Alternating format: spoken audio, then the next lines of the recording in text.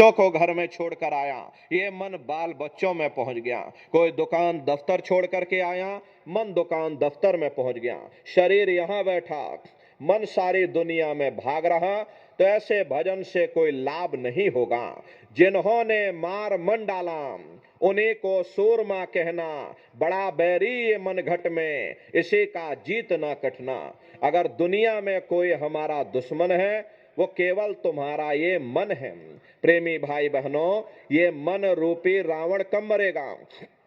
जब 9 द्वारों पर फतेह हासिल करके तुम यहाँ 10वें द्वार पर चढ़ जाओगे, तब सही मायने में दशहरा मनाई जाएगी।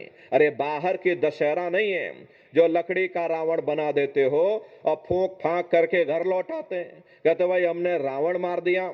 महात्माओं ने कहा था भाई सही मायने में तुम दशहरा कब मनाओगे? जब 9 द्वारों पर फतेह हासिल करके तुम यहाँ 10वें द्वार पर चढ़ जाओगे, तब सही मायने में विजयदशमी मनाई जाएगी। तब ये मन रूपी रावण तुम्हारा मरेगा और तब तुम्हारी ये जीवात्मा, इसी जीवात्मा को महात्माओं ने राम भी कहा। हम कोई अपने मन से नहीं कह रहे।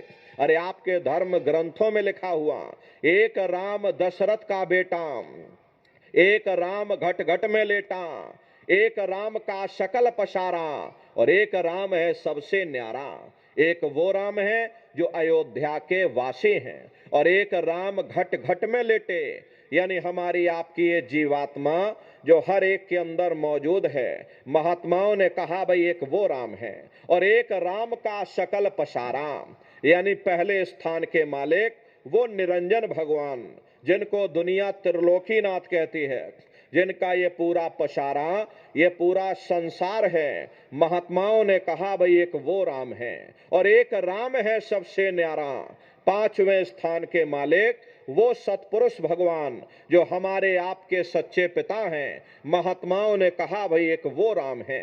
तो महात्मा तो उस राम की महिमा गाते हैं। मोटी बात आप पकड़िए कि भजन कैसे करोगे, तो ये आंख और कान को बंद कर लेना, ऊंचा ध्यान दे करके सुनिएगा। शुरू में सीटी जैसी आवाज आप सभी को सुनाई पड़ेगी, उसे पकड़ लेना, सुनते रहना। कुछ समय बाद में दोबारा आपको अनुभव होगा कि कहीं बड़ी दूर से एक महीन आवाज, घंटे और शंख की आवाज हमारे कानों में बज रही। और जब घंटे शंख की आवाज आपको सुनाई पड़ने लग जाए, तब आप सीटी की आवाज को छोड़ देना और घंटे शंख की आवाज को पकड़ लेना। एक बार प्रेमी भाई बहनों आप उस आवाज को पकड़ लो, फिर वो आवाज आपको नहीं छोड़ेगी, खींच करके शरीर से बाहर कर देगी। फिर रोज आना, रोज जाना, रोज ब्रह्मांडों की सैर करना, रोज देवी देवताओं के दर्शन करना, रोज घर में बैठ करके राम के दर्शन करना, कृष्ण के दर्शन करना, ब्रह्मांडों की सैर करना, और फिर अपने शरीर रूपी घोंसले में वापस चले आना। तो प्रेमी भाई बहनों, ये सुमरन, ध्यान और भजन 3 क्रियाएं आपको बताई गई। रास्ता सच्चा है, आप करोगे तो आपको अनुभव होगा, दिखाई भी पड़ेगा और सुनाई भी पड़ेगा, लेकिन नित्य नियम से करिएगा, नागा नहीं होना चाहिए। अरे आप देखो शरीर को भोजन देते हो, सुबह दोपहर शाम रात खाते रहते, लेकिन कभी हमने आपने विचार नहीं किया ये जीवात्मा जो जन्म जन्मांतरों से बेचारी भूखी प्यासी बैठी है, कभी अपनी जीवात्मा को तुमने भोजन नहीं दिया।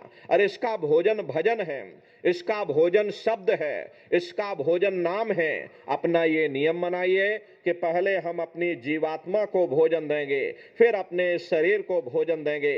अगर ये नियम आपका बन गया तो आपका लोक भी बन जाएगा और आपका परलोक भी बन जाएगा। प्रेमी भाई बहनों, उस मालिक को पाने के लिए तुम्हें घर बार छोड़ने की जरूरत नहीं है, तुम्हें बाल बच्चे छोड़ने की जरूरत नहीं है, तुम्हें समाज छोड़ने की जरूरत नहीं है, तुम्हें जात बिरादरी बदलने की जरूरत नहीं है। अरे जात पात के रगड़े झगड़े ये हमारे अपने नहीं हैं, ये सिर्फ हमारे मन की खुराफात है। अरे आप सभी लोग बुद्धिमान हो, अपनी अपनी बुद्धि से